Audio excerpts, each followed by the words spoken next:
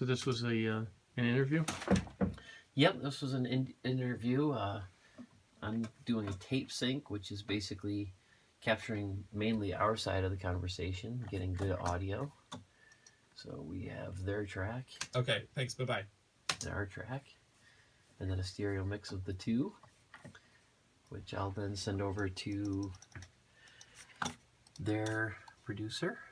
And then they'll take their time to edit it and get what they want out of it.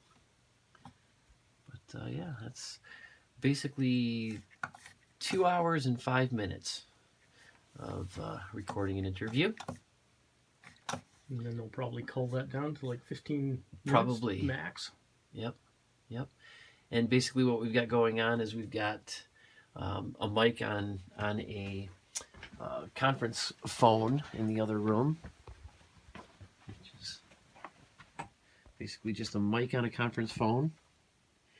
And that's just to get their audio in. That's in the isolation booth, so I can mic that, just get sound.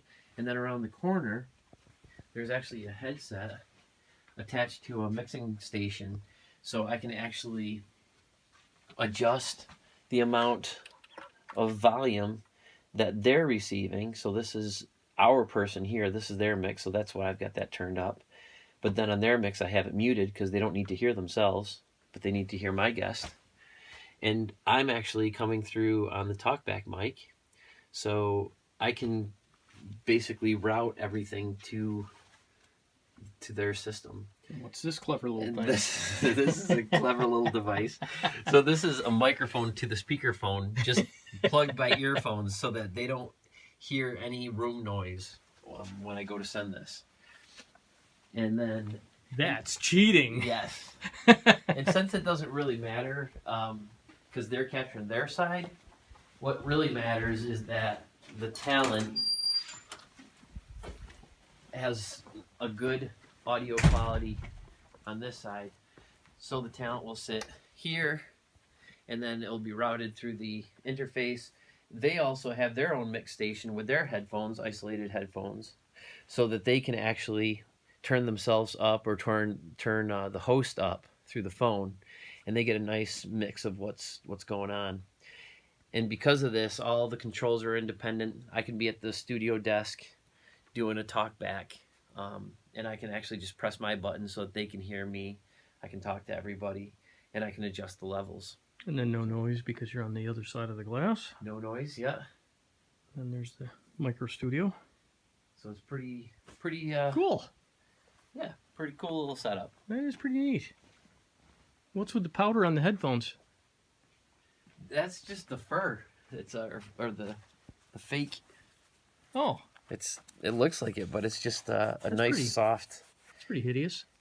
And these are these are biodynamics, and they actually really help with isolation, so you can't really hear anything. They look better in real life than they do on camera. I think that's because I got the light on. Let me turn it on. Yeah, that definitely looks better with the light off. That looked just like talcum powder. I was going to say, what kind of crazy studio trick is that?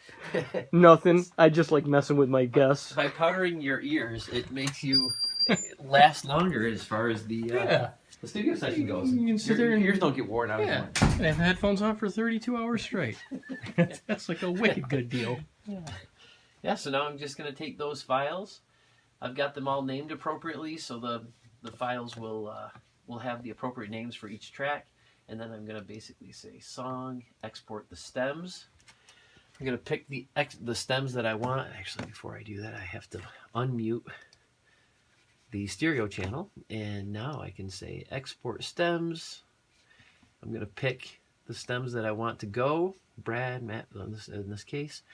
And then I'm going to take away the prefix. I don't need that. And then I've got to set the resolution. That's the important thing. These are going to, since this is broadcast, it's going to be WAV files, 16-bit, 44.1. That's what they want. And I'm basically going to say, take everything from the start to the end. And I'm going to say, okay.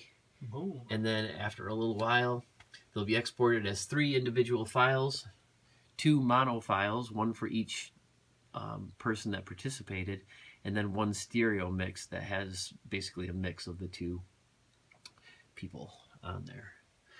And then send that through Google Drive. And that's all I have to do. And then that will magically appear on NPR. That's right. Yeah. Click duplicate track, and that just creates an empty track, but with the same parameters that the other track had. So now all I have to do is arm it, and I'm getting a little bit of signal out there. I know that something's out there, and then I just hit record, and this will just record. This will just record a little bit of that track. So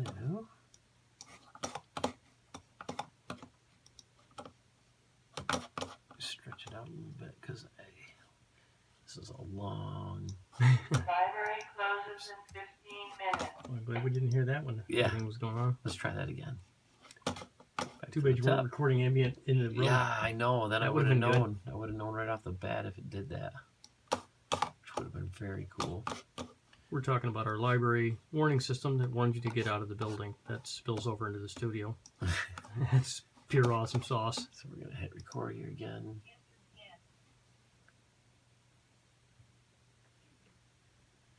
There's. Okay, so we are rolling. All right, Matthew, let's get this thing going. Great. I think just a couple of. So I'm just recording about 30 seconds of dead space.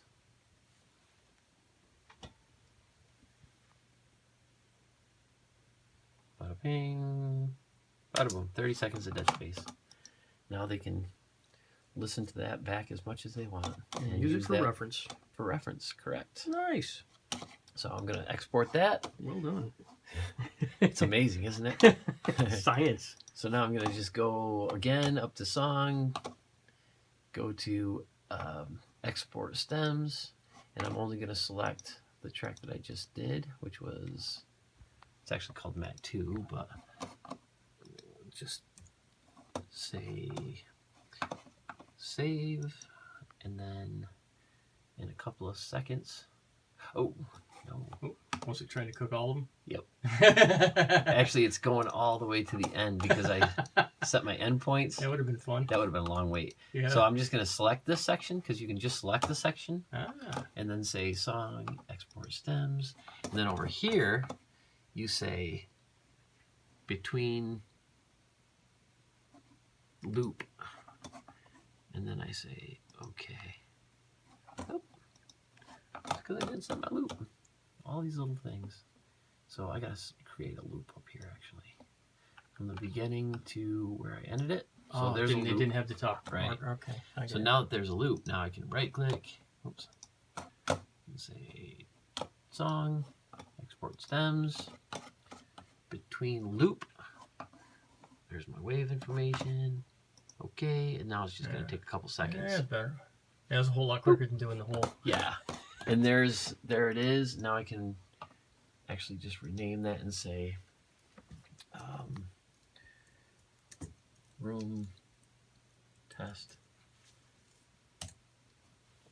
And then I'll go drop it into their Google Drive. Beautiful. Yep. And your work is done here. My work is done. Well, just before 5. How about that, huh? Pretty impressive for studio work. Yeah.